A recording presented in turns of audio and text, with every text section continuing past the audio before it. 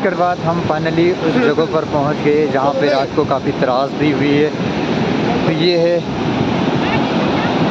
Soul घाटी से आने वाली नदी जो इस वक्त थराली में बह रही है और जिसने यहाँ काफ़ी तबाही मचाई है।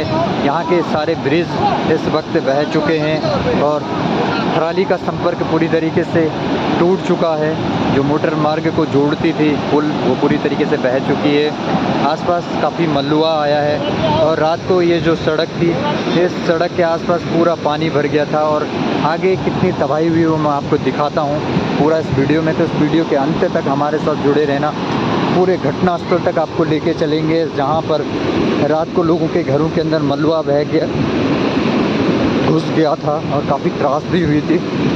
तो यहाँ मंज़र काफ़ी दर्दनाक है। देखिए ये एक पैदल संपर्क मार्ग हुआ करता था जो अब नहीं रहा और ये एक पावर हाउस था और हमारे कुछ साथी जो हमारे साथ रहा करते थे अभी वो उस तरफ हैं, नदी के उस पार हैं जहाँ हम उनसे बात नहीं कर सकते हैं। तो काफ़ी ख़तरनाक ये मंज़र रहा। नदी का जब विकराल रूप हुआ तो नदी इस तरफ से आई, नदी ने अपना रास्ता बदला और इस तरफ तो नदी आती ही नहीं थी लेकिन नदी यहाँ तक आई। देखिए आप अंदाज़ा लगा सकते हैं कि जो नदी का पानी था वो कितना ज़्यादा रहा होगा उस समय। ये देखिए यहाँ लोगों के खेत हुआ करते थे, लोगों के घर हुआ करते थे जो पूरी तरीके से मलबे में दफन हो गए हैं। देखिए लाइटों के जो तार हैं वो भी उनके पोलों से अलग हो गए हैं और घटना स्थल पर लगातार जो स्थानीय लोग हैं उनका जमावड़ा है। देखिए यहाँ खेत हुआ करते थे लोगों के और फसलों को भी काफ़ी नुकसान हुआ है। दिखाता हूँ आपको बहुत करीब से। ये है लोगों की फसलें जो पूरी तरीके से तबाह हो गई है, लेकिन शुक्र है कि सही समय पर लोग अपने घरों को छोड़कर दूर चले गए, जिसके चलते जो जान माल का नुकसान नहीं हुआ लेकिन लोगों के घरों में काफ़ी तबाही हुई है। देखिए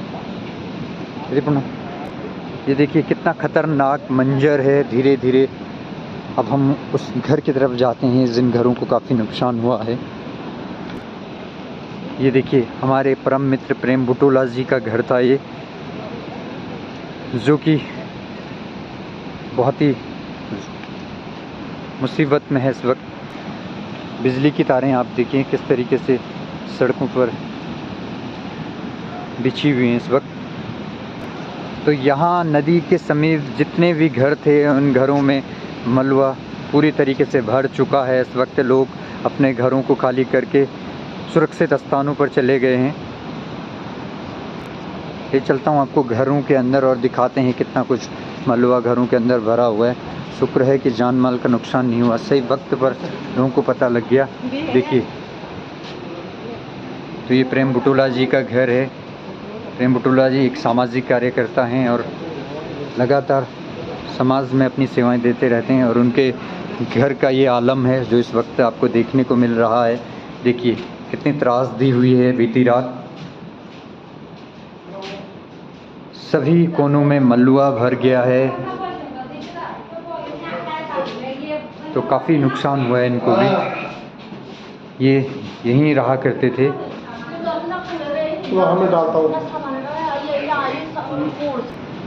तो देखिए ये प्रेम बुटोला जी के बगल में एक और घर है जिस घर में भी काफ़ी तबाही हुई है। ये घर तो पूरी तरीके से क्षतिग्रस्त हो चुका है। सबसे ज़्यादा नुकसान हुआ है यहाँ गाय भैंस भी थे यहाँ क्या। देखिए लोगों के यहाँ खाने पीने की चीज़ें कुछ इस प्रकार से बिखरी हुई हैं। लोगों का जो राशन है वो पूरी तरीके से मलबे में बह चुका है। तो देखिए कितनी भयंकर तबाही हुई। घर का ढांचा ही पूरी तरीके से चेंज हो चुका है। देखिए बहुत नुकसान हुआ है यहाँ।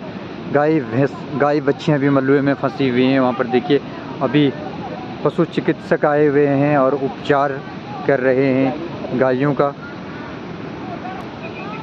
इस मुश्किल दौर में जब देश में बेरोज़गारी चरम पर है, आर्थिक मंदी है, प्रकृति में विभिन्न प्रकार की घटनाएं हो रही हैं। मानव पूरी तरीके से प्राकृतिक रूप से प्रभावित हो रहा है। इस प्रकार की घटनाएं कहीं ना कहीं मनुष्य को तोड़ देती हैं, उन्हें सोचने पे मजबूर कर देती हैं।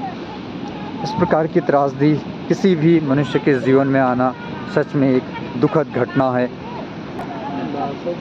गौ माता की शक्ति का आज हमें एक नज़ारा यहाँ देखने को मिला है। इतनी बड़ी त्रासदी के बावजूद भी, जब पूरी रात गौ माता यहाँ फंसी रही और उसके बावजूद भी गौ माता सुरक्षित हैं। इसीलिए कहते हैं कि गौ माता में 33 कोटि देवी देवता रहते हैं और हम सनातन धर्म के लोग इसीलिए गाय माता की पूजा करते हैं और गाय माता से हमेशा प्रार्थना करते हैं कि हम सबकी रक्षा करें। यही शक्ति होती है हमारे सनातन धर्म में गौ माता की। और जो भी लोग अपने जीवन के दुख दरिद्र क्लेश से बचना चाहते हैं वो गौ माता की सेवा करते हैं इन्हीं। और देखिए किसी के जो लेंटर की छत है वो भी पूरी तरीके से बह के यहाँ आ चुकी है।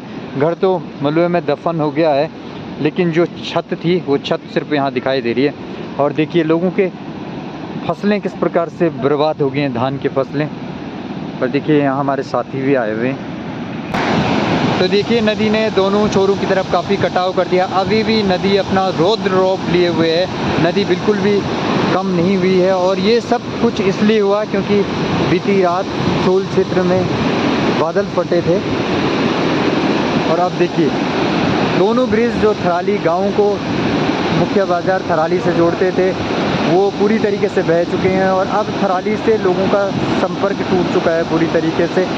अब किस तरीके शासन और प्रशासन के सामने सबसे बड़ी चुनौती ये होगी कि थराली के जो स्थानीय लोग हैं उन तक राहत सामग्री को किस प्रकार से पहुंचाया जाए, क्योंकि जो कनेक्टिविटी है, जो एक दूसरे को जोड़ती थी सड़कें, वो ब्रिज पूरी तरीके से बह चुके हैं। तो शासन और प्रशासन के लिए भी काफ़ी चुनौतियां हैं। स्थानीय लोग तो समस्याओं से जूझ ही रहे हैं और इस वक्त स्थानीय लोग जो हैं वो भी लगातार इस क्षेत्र से जुड़े हुए हैं और जिन लोगों को नुकसान हुआ उनसे लगातार बात कर रहे हैं, उन्हें दिलासा दे रहे हैं, उनकी हौसला अफजाई कर रहे हैं। तो ये काफ़ी मुश्किल वक्त होता है किसी भी इंसान के लिए जब उसके जीवन में इस प्रकार की घटनाएं आती हैं। तो इसीलिए